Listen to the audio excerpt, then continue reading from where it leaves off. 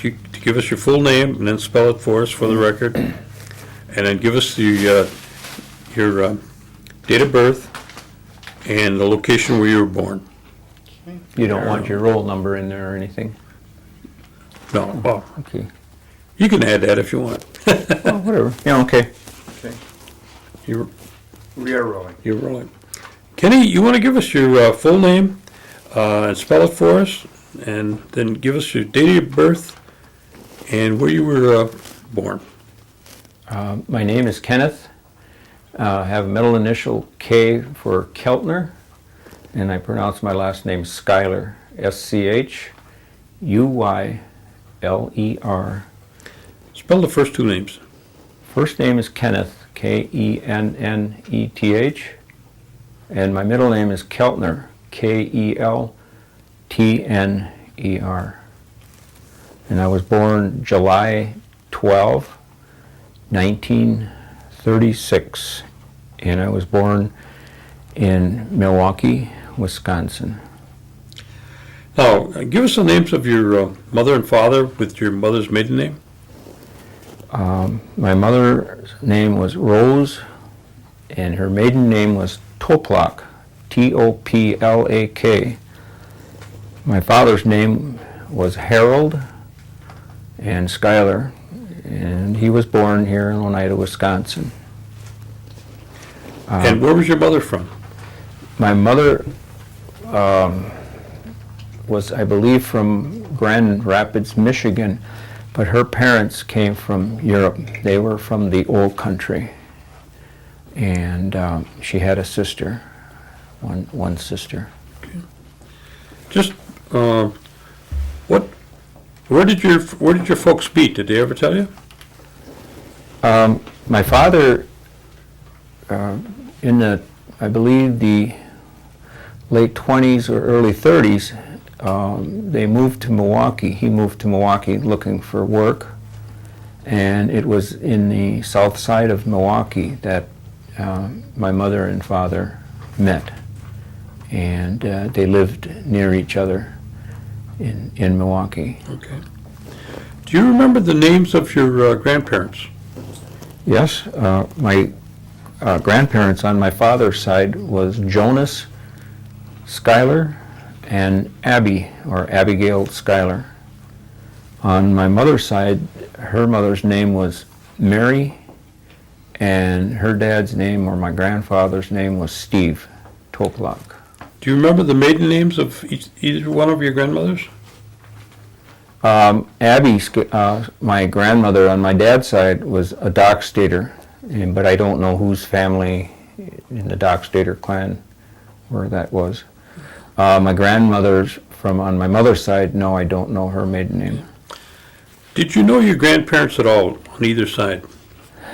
I knew my mother's parents probably a little better than my dad's side. They both were living when I was around, and my grandfather on my mother's side and my grandmother on my mother's side probably lived until they were in their 60s, and I had more exposure to them. My grandma Abby on my dad's side, I knew her until her passing, and I believe she was around 69 when she passed away. And my grandfather on my dad's side, I never got to know him. He was living in Milwaukee with the family. I think the whole family had moved to Milwaukee in that time, and he was on the south side of Milwaukee when he was hit by a car, a hit and run accident, and he never lived through that. My father, from what my father told me, was that he always felt that had his father lived, I probably would have to this day been able to understand the Oneida language. From what I gather, my grandfather did not speak any English, and so I think I would have. But I think I was only, this had to happen in maybe 35, or if I was even born at the time. What was the background of your grandparents on your mother's side? Your grandfather, what did he do? He didn't have a trade, so to speak, and he worked, from what I recall, he worked in Milwaukee as a salesperson, driving a sort of like a van type car and selling products, coffee, different things on a house-to-house basis. He also worked in his later years for what was called the North Shore line. There was a line between Milwaukee and Chicago that was run an electric type train, and he worked just as a janitor and a cleaner. He also ran moonshine. I don't know if that could be classified as a business. Was it good or bad? Well, he never got caught, so Never got sick either. Huh? no. But my grandmother told me of those days, and she was always in fear of that during Prohibition, and because he was running shine, and it had its good and its bad. Yeah, but he during that time he lived very good. What about your grandmother? Did she do mostly housework, or did she work out of the house? On my mother's side? On your mother's side, yeah. No, she was just a in home or a house mother. She never worked. And what was their nationality? They were either Croatian or Bohemian. They were in that part of Europe now. Today, it's broken down. I think it's called Bohemia in the country that they came from. We're both from the old country? My experience with my grandfather was that when he came across on the boat, first thing he had experienced was a banana, and he didn't know that you peeled a banana. So, yeah, he ate a banana. When they came over, did they come with a group that, once they got into the United States, they migrate right to the Milwaukee area? I never asked my mother how they got to the Michigan part of where they were. I never understood or how they I don't think my grandfather knew my grandmother until they met in Michigan. Oh. So they didn't come over on the boat together or anything like that. Good. All right, let's talk about your grandparents on your father's side now. Your grandmother's name was Abby? Abby. And you know your grandfather? Never. All right, tell me about your grandmother then. Did she ever talk about her education? No, I never heard him talking about it, or never asked her about her education. I think she was more of a home type person, but as far as her growing up, I didn't hear much of how she grew up or where. Was she speak Oneida? Yes, she spoke. Now, where did she reside here? Did she reside here on the reservation, or? Yes, they had. In fact, my address where I live now is on the land that grant that was given to us from this treaty. And there was Jonas, and he had another brother. Don't remember his name. The two brothers, and they inherited something like 32 acres, and he got half and the other brother got half, and through hand-me-down and passing away, my father, in his side of the family, there was 1, 2, 3, 4, 5. My dad, Uncle Harold. Yes, there were 5 children, four boys and a girl. So as people began to die, and these lands were segregated into inherit.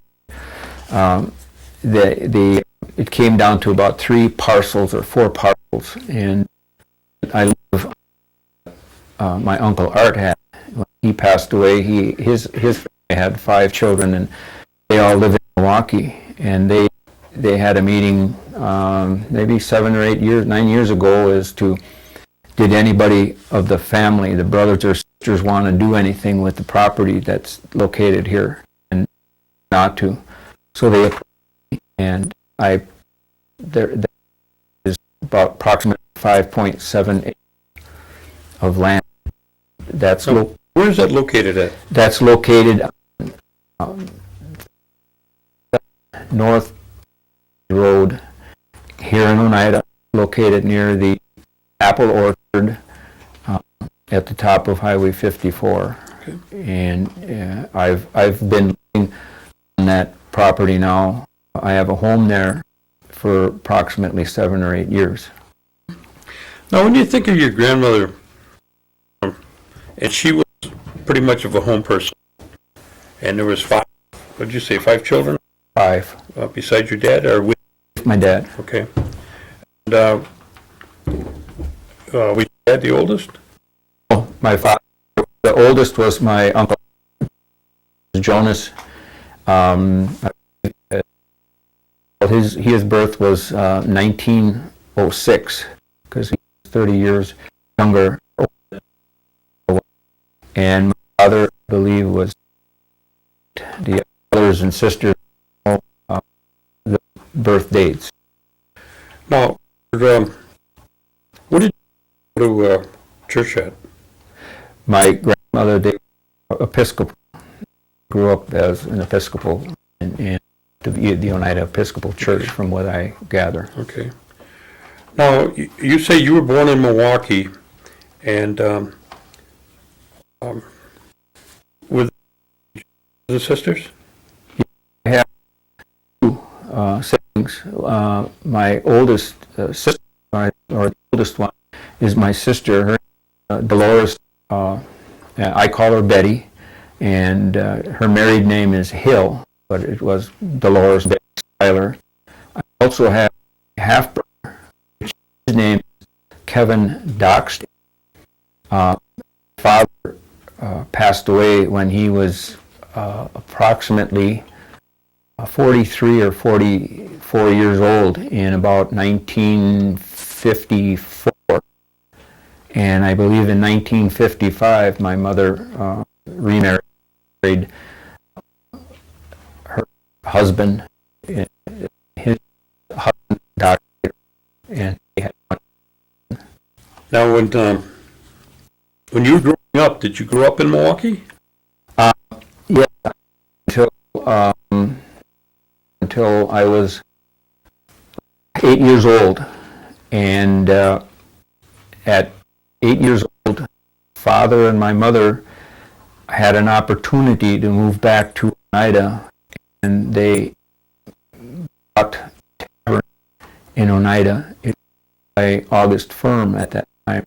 There was a tavern dance hall.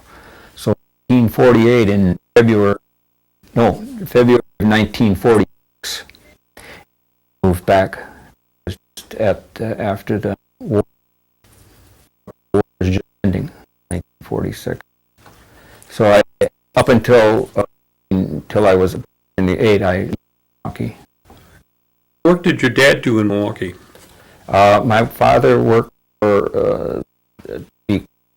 It was called the Milwaukee Gas and Light Company. It was a natural gas functions, and he was his trade was a ditch digger. And your mother was working at the time? Well, she was the homemaker, and until the war started in late 40s and early 40s, and at that time, because of the lack of males, she went to work for a company called Harnish Fair. It was kind of like a war plant to do with items, and she stayed in that, and they decided to move back to Oneida. Okay. Okay, you came out and they opened up. What name of the tavern? They called it Schuyler's Tavern. And it's located right downtown? Well, yes, it's no longer, the building no longer stands. It was located on the curve going into, just to get into Oneida, near Duck Creek, and tavern across the street, which was called the White Eagle. And there were two taverns on the curve, and that was where it was located. Now, that were your parents both attending Episcopal? Members, I don't know how yeah. they were, but yes. So, do you remember going to midnight mass on at Christmas? Yes, traditionally, the night mass was the big service, and the other one was always Christmas time. And I did attend the Oneida School for, I believe, so I was an altar boy at the time there. Who's the priest? Father Christian. Yeah. Nuns too, didn't they? Yes. Yes. And, Standing?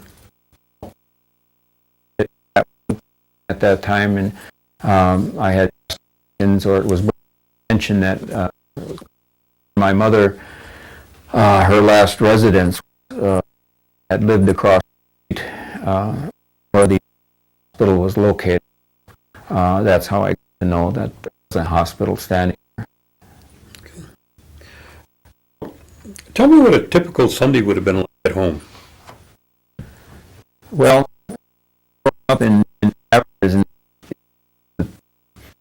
a family take Sunday, and it was pretty much that the business came first, and I kind of traditionally was slotted into Saturday and Sunday. I would catch the Hill bus from Seymour to Green Bay and watch both Saturday and Sunday.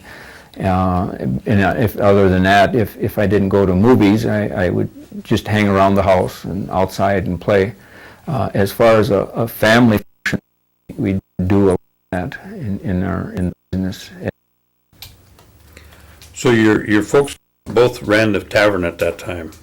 Yes, they were both in the business together, and there was no other side work or side jobs. Okay. Now, you say you went to the mission school here for a couple of years. Where did you go after that? Well, I was a slow learner, and when I came from Milwaukee, I had been set back a half a year, and when I came to the mission school, I was a half year back of the rest of the class in class, and it was after that following year, the Sister Mabel, her name was, and had spoke to my mother and said that I was behind, and she explained what happened. So they kept me in the same grade there for another year, and then I went to school for the following year, and after that year, my mother decided that she would like to send me to Seymour, so I went to Seymour grade school in Seymour, and that's where through grade school I went to grade school, and I also attended high school, and that's where I graduated. I see. Now, what kind of activities outside of going to Green Bay to the shows were you involved in, around Oneida? Was there other businesses or stores that were open at the time? Well, other than the traditional Morgan store and Schrader store, there wasn't really anything. There was Bob Appleton's filling station and Coonan's station. As far as any other type stores, I remember they used to have a drugstore at the top of the hill by the Catholic church there, and the sisters used to live across the street. And I remember the a drugstore, but I don't know. I mean, it's gone there now, but I recall there other activities. I would just put on myself, hang around in the wintertime, activities outside, went hunting. I loved hunting when I was younger too. I had a bike and rode a bike, and did things like. What about, there was a place, Rob Elmer's, do you remember that place? Oh, yes, Rob Elmer. That was another favorite hangout.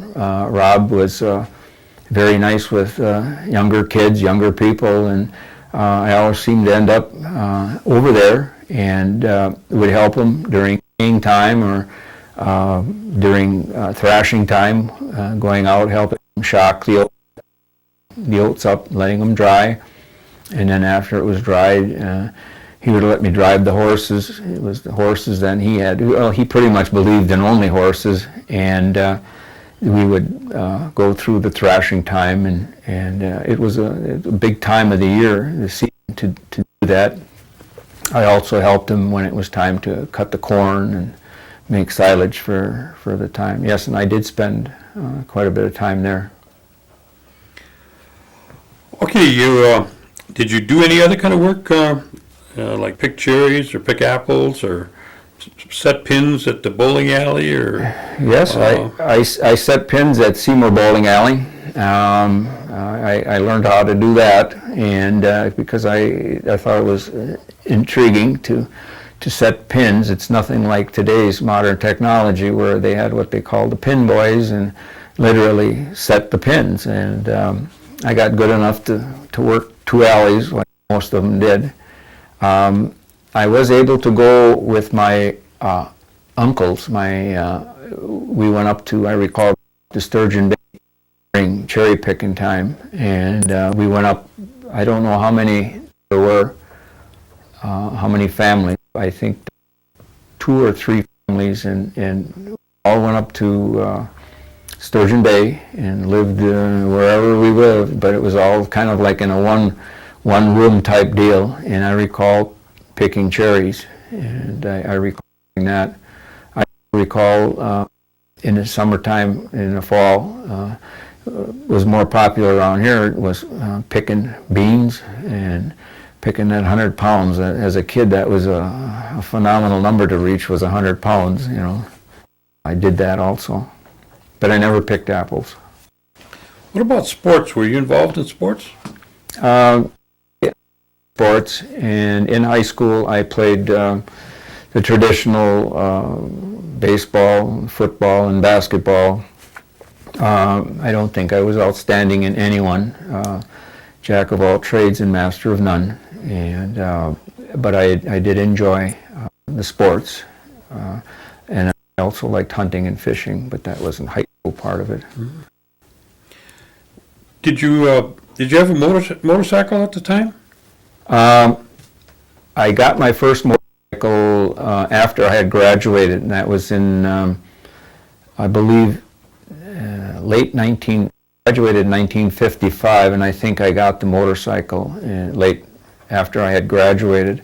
I loved motorcycling. Well, my uncle, I had an uncle that was on my mother's side, and he was my uncle. His name was Gus Stenmark, and he was from Sweden, and he owned a motorcycle, and it was a Harley. And my first ride on a Harley was when I was probably 9 years old. I went to Milwaukee to visit, and he took me for a ride, and I've loved Harleys ever since. Fell in love with it right there, huh? Well, yeah, my biggest excitement, or my biggest memory with my Aunt Elsie, was that when we came back from the ride, she asked me how I liked it, and I told her it was absolutely great.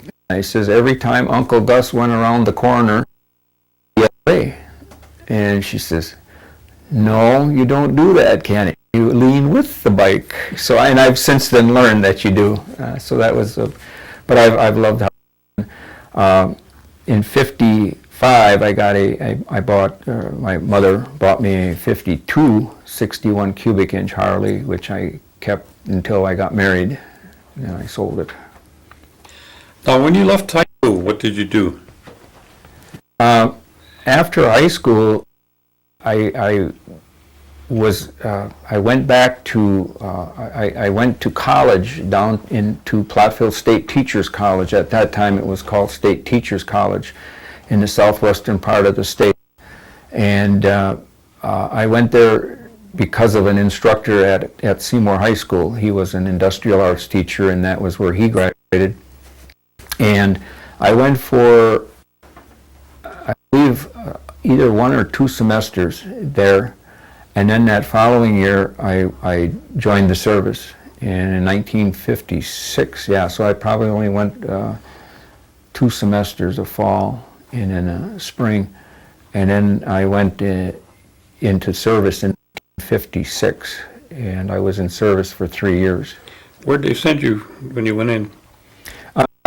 Service, I was in what we call the Army Security Agency, and I went to 6 months of training in Fort Devens, Massachusetts, and I was called code intercept operator, and I learned code. And when I graduated, I got to go to my station was in a place in Alaska, and at the time it was out of state, and it was I was a place called Kenai Peninsula, which is located south of Anchorage, Alaska. And I loved it up there because of the hunting and fishing, and it was great. That must have been pretty good hunting and fishing in the 50s. Awesome. It was great. We went trout fishing. We carried a boat through thick woods, but it was all virgin. You could throw every other cast. We were catching 16, 18-inch trout out of that lake, and it was just, and fishing was just great. We did some hunting of caribou, went up, but we had to go north of Anchorage for that. But it was a great time. Did you get a chance to come in contact with any of the native people up there? No. Stayed pretty much to the, on the base, and didn't really get around to the locals, There wasn't, I wasn't sure if there were a lot of, in actually where I was stationed. I'm sure when caribou up north of Anchorage probably would have been more native, but I never got to associate with them or meet them. How long did you stay there? I was in Alaska from approximately 2.5 years, 2 years, and yeah, approximately 2 years, and really liked it. It was just fabulous. Where'd they send that? I was in service for 3 years, from 56 till 59. Okay. And you come out of the service, then what did you do? I went back to Platteville. I wanted to go back, and I think I went for another semester or 2 semesters, and at that time I just lost interest for it, and so then I worked on, that summer I worked on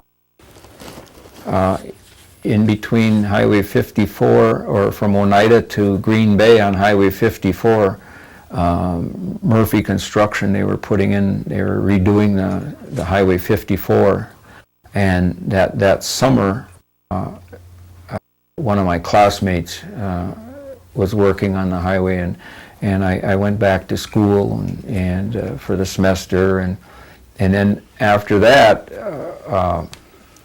I was hanging around Oneida, didn't have as far as work, and then an uncle, Alvin, gave me a job in Milwaukee and he worked at a company called Press Steel Tank Company, and I for a summer, and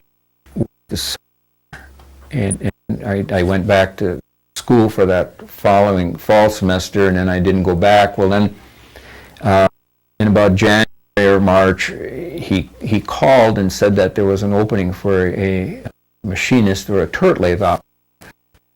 When I was at Phil, that was I wanted to be an industrial arts major, and I had taken all of the machine courses, so I did have some book knowledge of what to expect. And I went down and interviewed for the job as a turret lathe operator, and the personnel manager chose not to hire me because I didn't have practical experience. But he asked if I wanted the job they were hiring in the factory, and I said yes. And I worked in the factory part of it for a little over a year and a half, and then there was a job opening in the machine shop, and I applied for it. Prior to that, one thing my father had told me that he never had a lot of advice. The only thing that I recall that my father told me when I was younger was that he told me he didn't care what I did in life, but he said, what you do in life, make darn sure you love it, because it's awful hard to get up and go to work in the morning. And that was a big statement, because when I was in the factory end of it, during that time I got married, and my wife had to force me out of bed to go to work. And when I got in the machine shop, it was a love, and never had to be forced to go to work. And I worked 23 years for that company, and then in 1984 I was going through a divorce, and I left. I ran, and I worked for my cousin that summer, and to go well there in Texas. He had a resort in Texas, and I came back and had no place to settle, where I lived in Milwaukee for 23 years, and decided that I was coming back. And I lived at home. My mother was alive at the time, and I got a job in another machine shop here in Green Bay, and I was there. I worked for them for 6 years, and in that transitional time, I was thinking about future for a part-time job. I got older, to thinking of not working as much. So I happened to, I thought I'd like to get into retail, and at that time the Oneida department in their stores, and I got in as a part-time. Well, just by coincidence, the work was slow where I worked in a machine shop, and they let me go, and then I just transferred over to retail for as a person, and I worked for the tribe for 12 and a half years until the present time. Now you say you got, what was My ex-wife's name was Marilyn, and believe I got married in '63.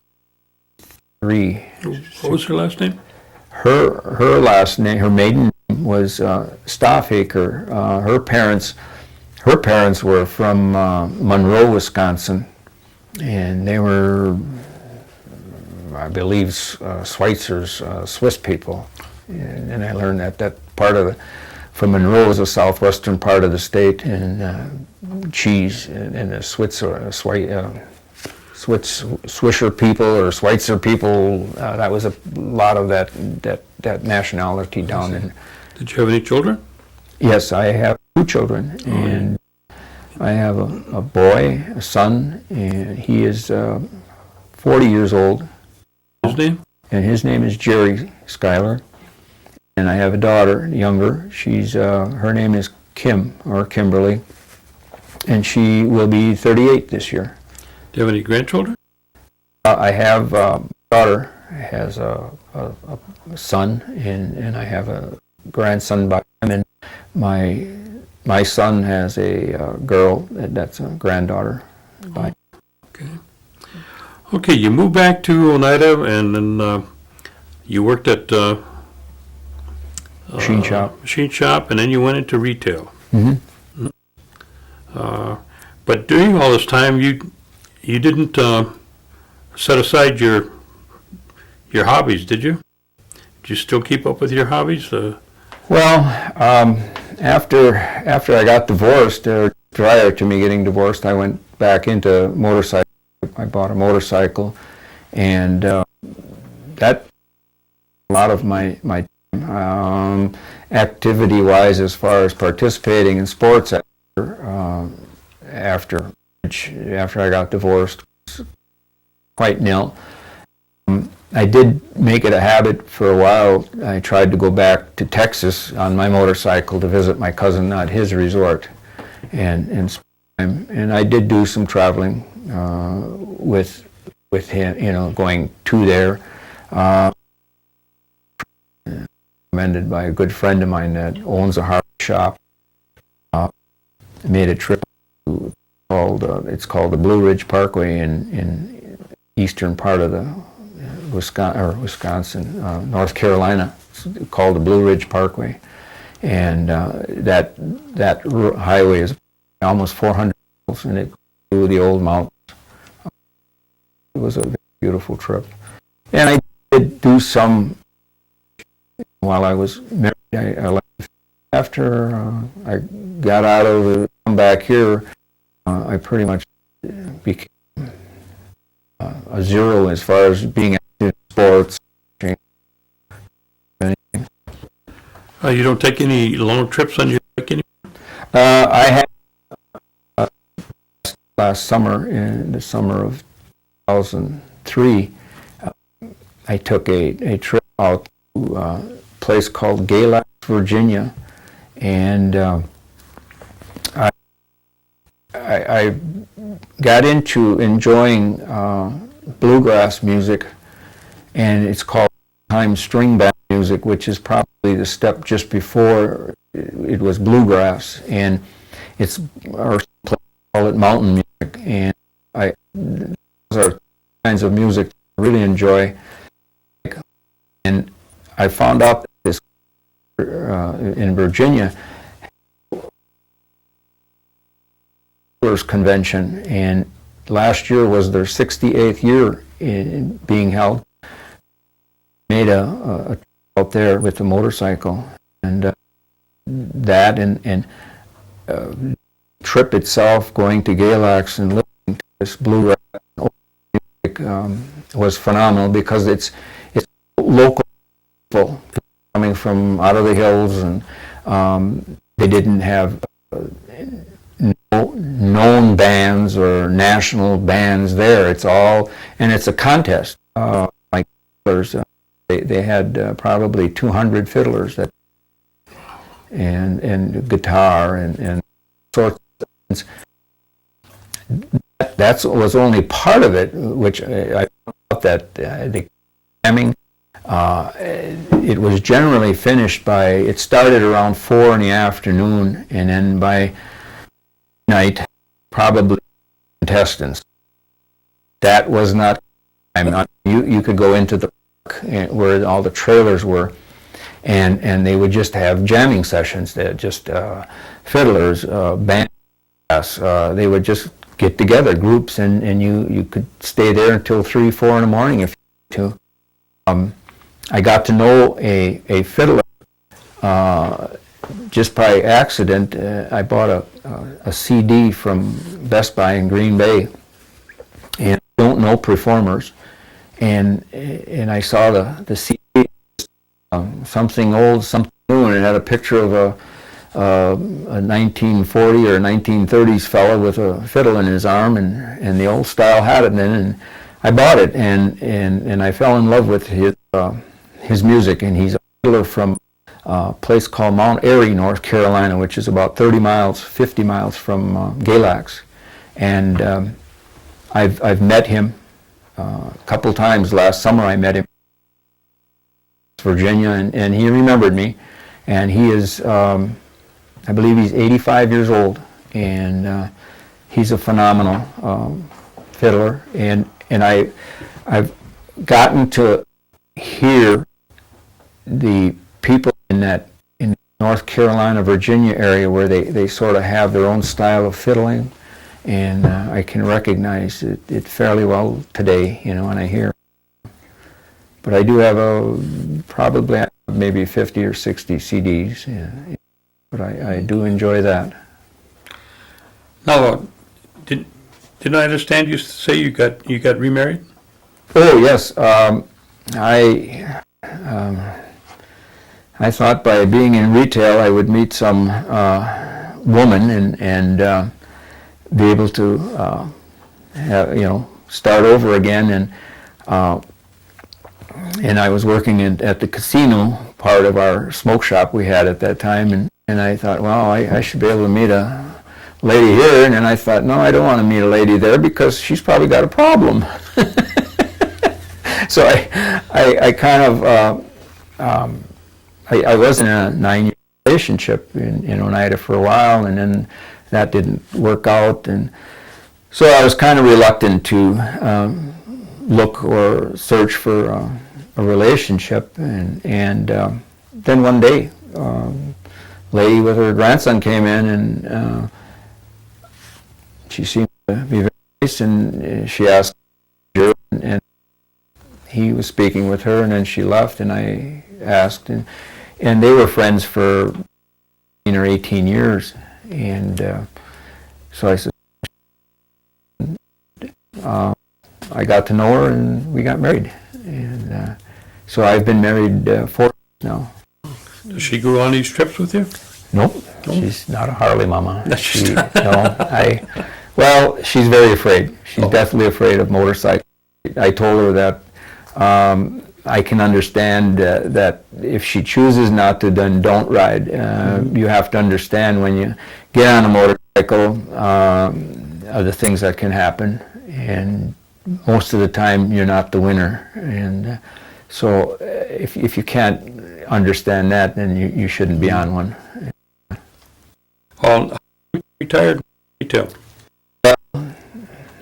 I don't like the word retired. Well, how long since you left retail? A year ago last February. I see. And I just got fed up with things that were happening within, and said I had to get out. And I told my wife that I have my health, and I told her that if push comes to shove, I can go back working in the gaming, and push that little and say, coffee, soda, and how are you doing today? What has been some of your activities since you've left? My present house where I live, my house is a manufactured or sectional, and that's 28 by 40, which is small. I didn't plan on getting married. Now it's small. And my garage that I've always wanted a garage with so my garage is 30 by 50, and I tell them the size of my house and then the size of my garage. They say, "My God, what do you do with it?" Well, don't you put your garage in the wintertime? But I'm working on that, and I have it partitioned in half. I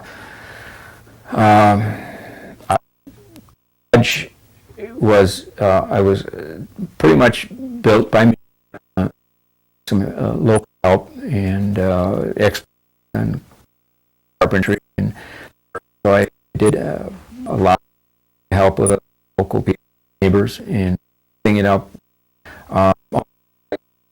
myself, drywalled and put OSB board up, and I have the back half pretty much done.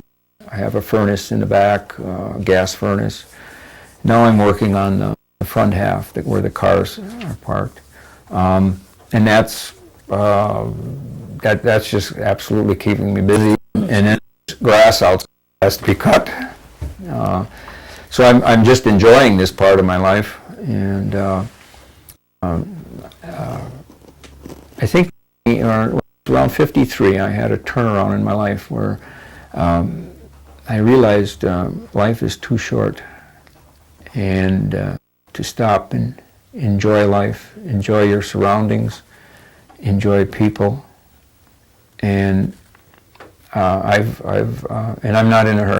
When I have a bike, I don't have to be by the afternoon. I don't have to be, and that's kind of the way I work now.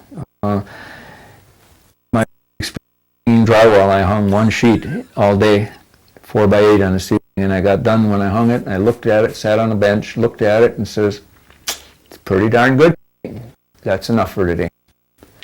And I would tell people that, and they'd laugh He'd say, "That's all you did?" And I says, "Well, hey, what I got done today, I don't have to do tomorrow." That's true. And that's kind of my philosophy. Good. Yeah, life is too short, and we take friendships for granted too. Yeah, relationships. So. Well, I want to thank you for coming down and sharing these with us. And anything else you want to add to this? Well, and You brought some things, or did you have something? no, your questionnaire was like things, and I guess because it was an urban, grew up in urban, you know, they call it, I didn't have much exposure to the traditional things and being from Oneida itself, but I agree with Oneida is trying to do for their and for the younger generation. My father is in his language, because that I hope Oneida not or their traditions of where they came from. And I thank my father for giving me life and being Oneida, and I like what was. I think the Oneidas are fun people. So that's all I have to say. Good. Thank All right. you. Alan will disconnect you. Oh.